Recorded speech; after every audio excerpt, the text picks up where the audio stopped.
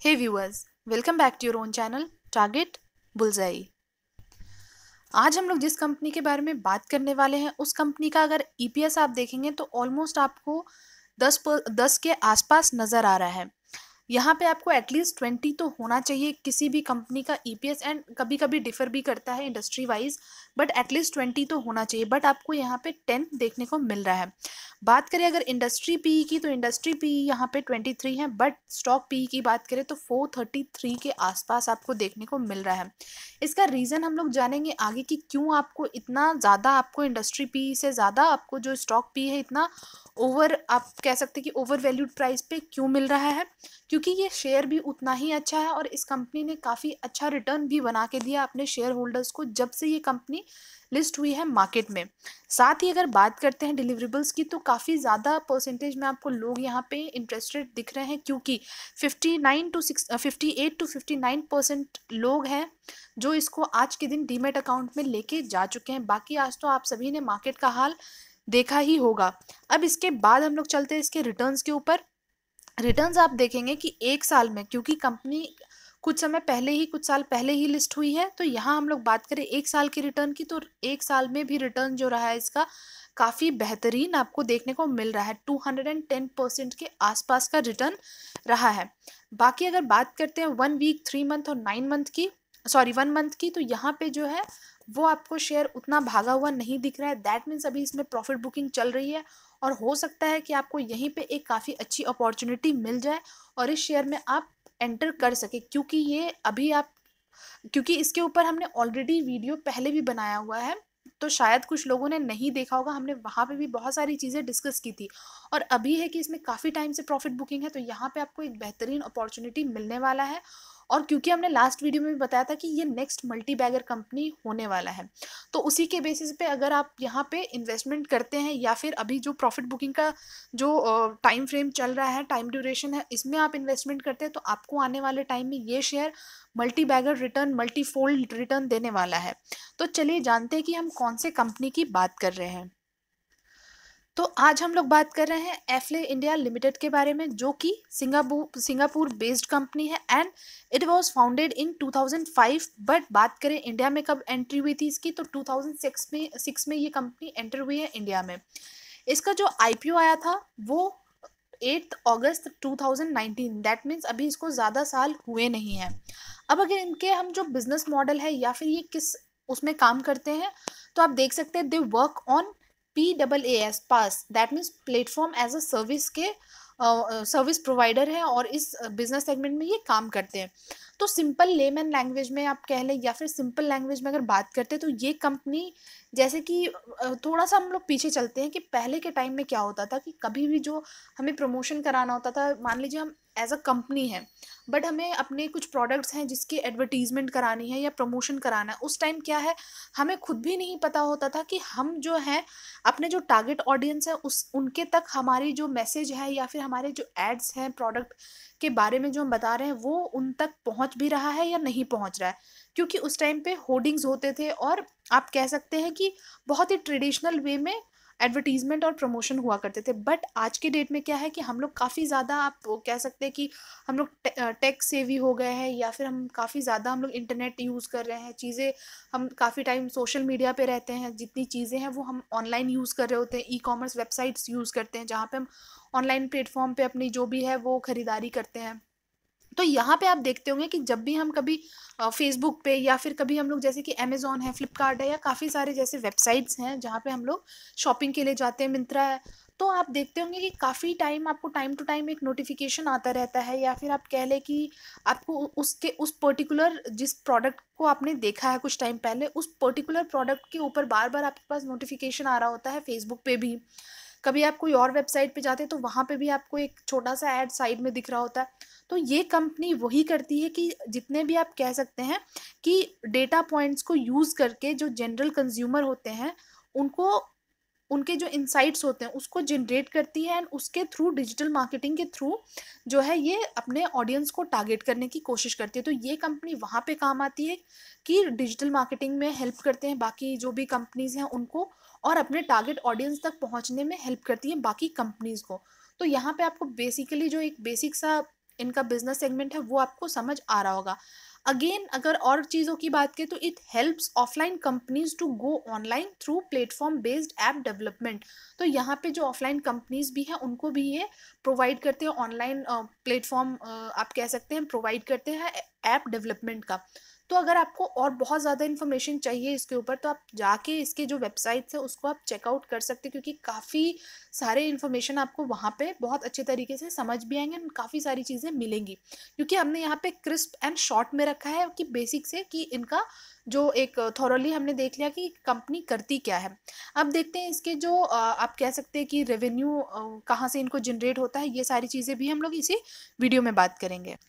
अब इनके जो बिजनेस सेगमेंट्स है वो दो पार्ट में डिवाइडेड है। सबसे पहले अगर देखें तो आपको यहाँ पे कंज्यूमर प्लेटफॉर्म है जो कि 97% है, एंटरप्राइज प्लेटफॉर्म है 3% के आसपास। अगर ज्योग्राफिकल रेवेन्यू की बात करें तो इंडिया से इनको 47% का रेवेन्यू जनरेट होता है, बाकी रेस्ट ऑफ द वर्ल्ड से इनको 53% का रेवेन्यू जनरेट होता है। अब बाकी बात करते हैं इसके फंडामेंटल्स के ऊपर भी, क्योंकि आपने देखा यहाँ कंपनी कब फाउंड हुई थी, काफ़ी सारी चीज़ें हमने ऑलरेडी डिस्कस कर ली है। तो टेक्निकल, फंडामेंटल और फिर इसके चार्ट पे बात करेंगे कि लेवल्स एंड टारगेट्स भी क्या निकल के आ रहे हैं, क्योंकि शायद हमारे वीडियो को लास्ट टाइम लोगों ने देखा होगा और उस टाइम पे कुछ लोगों ने खरीदारी की होगी या उस टाइम पे प्रॉफिट बुकिंग जो भी उन्होंने जो भी एक्शन किया होगा अपनी एनालिसिस के साथ, तो उनके लिए भी ये वीडियो है जो बेनिफिट देने वाला है। अब चलिए बात करते हैं सेल्स ग्रोथ परसेंटेज के ऊपर। तो सेल्स ग्रोथ परसेंटेज आपको साल दर साल काफ़ी अच्छे तरीके से यहाँ पे आपको इंक्रीज होते हुए या फिर आप कह सकते हैं बढ़ते हुए दिख रहे हैं। जैसे कि 5 ईयर्स की बात करें 36% है, 3 ईयर्स में 40% एंड 1 ईयर में 50%। काफ़ी अच्छे तरीके से आपको यहाँ पे जो है परसेंटेज वाइज बहुत अच्छे तरीके से बढ़ता हुआ नंबर्स जो है नज़र आ रहा है।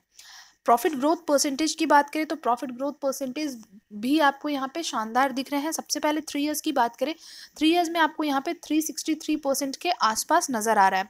बट 5 ईयर और 1 ईयर में भी बुरे नहीं है, 5 एंड 1 ईयर की भी जो नंबर्स हैं वो काफ़ी बेहतरीन हैं। आरओई की बात करें तो ROE should be 15 to 20, but यहाँ पे आप देखेंगे कि आरओई काफ़ी ऊपर आपको यहाँ पे नज़र आ रहे हैं। जैसे कि 5 ईयर्स में देखते हैं 26% है, अगेन आपको बढ़ता हुआ दिखा है 3 ईयर्स में एंड थोड़ा सा डिप है भले ही 1 ईयर में, बट आपको नंबर्स बिल्कुल भी बुरे नज़र नहीं आ रहे हैं। आरओसी की बात करें तो आरओसी भी आपको सेम एज आरओई ही यहाँ पे नज़र आ रहे हैं। जैसे कि वहाँ पे भी आपको अच्छा खासा नंबर्स दिख रहा था, यहाँ पे भी सेम है। 5 ईयर्स में 38%, 3 ईयर्स में 51 या 52% और 1 ईयर में 42% के आसपास। डेट इक्विटी रेशियो की बात करें तो यहाँ पे आपको 0 दिख रहा है। दैट मीन्स जो कंपनी है वो डेट फ्री कंपनी है और इन्होंने काफ़ी अच्छा, हमने जो देखा है अभी तक फंडामेंटल्स काफ़ी अच्छा नज़र आ रहा है। अब बात करते हैं इसके फाइनेंशियल्स के ऊपर। यहाँ पे आपको जो नंबर्स है वो 4 साल के नंबर्स दिख रहे होंगे, जैसे कि 2018 से लेके 2021 तक के। बात करेंगे यहाँ पे सेल्स के सबसे पहले बात नंबर्स पे। तो यहाँ जो नंबर्स हैं वो आपको करोड़ में दिख रहे हैं। 167 करोड़ का बिजनेस या सेल्स जनरेट हुआ था 2018 में। उसके बाद आप देखेंगे कि काफ़ी अच्छे तरीके से यहाँ पे आपको साल दर साल ये नंबर्स जो है वो बढ़ते हुए दिख रहे हैं। और अगर बात करें मार्च 2020 से लेके मार्च 2021 तक के परसेंटेज डिफरेंस की, तो यहाँ पे आपको 55% तक का जंप नज़र आ रहा है। नेट प्रॉफिट की बात करते हैं तो नेट प्रॉफिट भी आपको सेम एज सेल्स की तरह दिखेंगे। जैसे कि यहाँ पे बढ़ते हुए 28 करोड़ का जो बिजनेस हुआ, नेट प्रॉफिट हुआ था, उसके बाद 49 करोड़, देन 66 करोड़ एंड 135 करोड़। यहाँ पे जो परसेंटेज चेंज है वो है 104% का। यस 104% का। तो काफ़ी अच्छा खासा इस साल कंपनी को प्रॉफिट हुआ है। जो शुद्ध मुनाफा है वो 104% का हुआ है एंड सेल्स भी आपने देखा है 55% तक का हुआ है। तो कंपनी ने काफ़ी बेहतरीन शानदार परफॉर्म किया है इस साल। बात करते हैं अब इसके क्वार्टर रिजल्ट के ऊपर। यहाँ पे भी क्वार्टर पे भी आपको जो क्वार्टरली बेसिस पे भी नंबर्स करोड़ में नज़र आ रहे हैं। और बात करेंगे हम लोग 4 क्वार्टर की, जून 20 से लेके मार्च 21 तक की।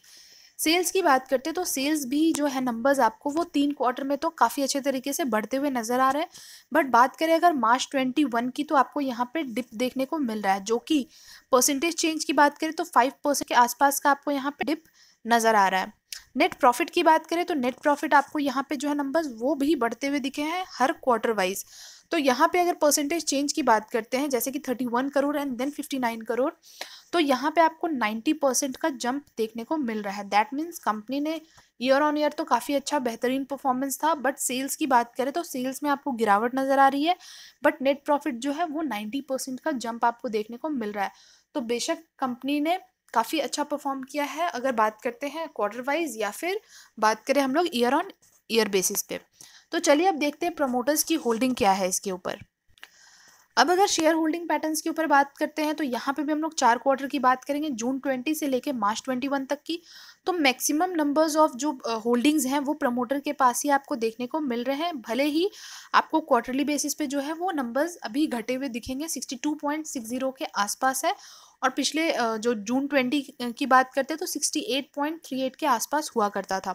यहाँ पे भी आपको ऐसे ही घटते हुए ही नंबर्स नज़र आ रहे हैं 2 क्वार्टर में।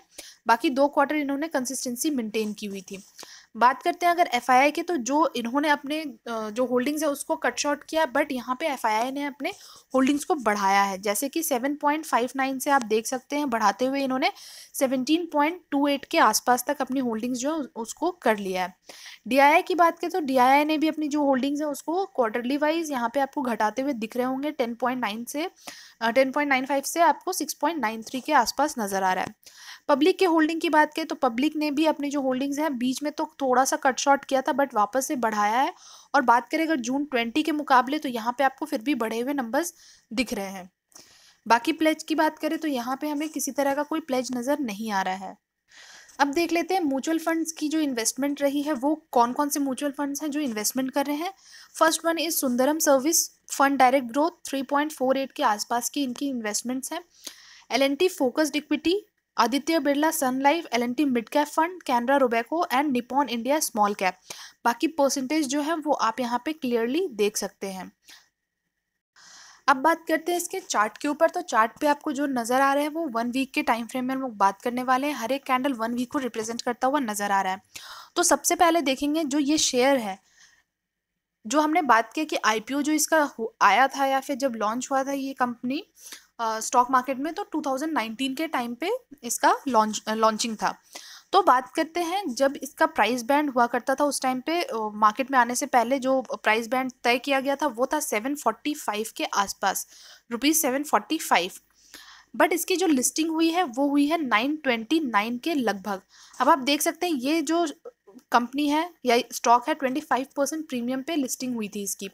अब उसके बाद अगर वहाँ से बात करते हैं जब से इसकी लिस्टिंग हुई है तब से भी अगर प्रॉफिट की बात करें तो 2333 तक ये शेयर आपको जाता हुआ दिखा था। तो उस टाइम भी अगर आप बात करते हैं लाइक अगस्त में ये कंपनी आई है, उसके बाद ये मार्च आते आते तक आपको काफ़ी अच्छा खासा यहाँ पे रिटर्न इस कंपनी ने दिखा दिया। उसके बाद की अगर बात करते हैं, जैसे कि जो मार्च का फॉल डाउन हुआ था, शेयर आपको 938 के आसपास आता हुआ दिखा था। उस टाइम भी ये अपने जो है जो 20 वीक ईएमए कह लें आप, उसके नीचे आपको आता हुआ दिखा है, बट उसके पहले इसके ऊपर काफ़ी सस्टेन करता हुआ दिख रहा था। उसके बाद की बात करें तो यहाँ पे भी अगर किसी ने इन्वेस्टमेंट किया हो या यहाँ इन्वेस्टमेंट किया हो, उसके बाद का जो रिटर्न रहा है 6307, तो कितना अच्छा खासा रिटर्न उनके जो शेयर होल्डर्स रहे हैं, इन्वेस्टर्स रहे हैं, उनको कितना बेहतरीन यहाँ से प्रॉफिट मिला होगा आप सोच भी नहीं सकते हैं। उसके बाद की बात करें तो जो शेयर है एक टाइम पे आपको अभी कुछ समय पहले जब हमने वीडियो अपना जो भी पोस्ट किया था इस शेयर के ऊपर, तब हमने अपना जो सेकंड टारगेट दिया था वो दिया था 5621 का, 5621 का। और ये शेयर जो है आखिरी बार जो ट्रेड करता हुआ नज़र आया था, जो इसके बाद जो प्रॉफिट बुकिंग इसमें आई है और इसका जो हाई है वो ऑलमोस्ट आप कह सकते हैं कि 5630 के आसपास तक ये शेयर आता हुआ दिखा था। अब वही बात करते हैं हम लोग, जैसा कि हमने उसके पहले जो और टारगेट जो दिया था वो दिया था 5889। उसके पहले की भी बात करें तो ये शेयर जो है यहाँ पे अगर बात करते हैं तो यहाँ तक ये गया भी था ये शेयर। उस टाइम भी ये आप बात कर सकते हैं 5855 के आसपास तक गया है। तो हमारे वीडियो पोस्ट करने से आप देख सकते हैं उसके बाद जो हमने अपने तरफ से जो टारगेट्स दिए थे वो अचीव हुआ है।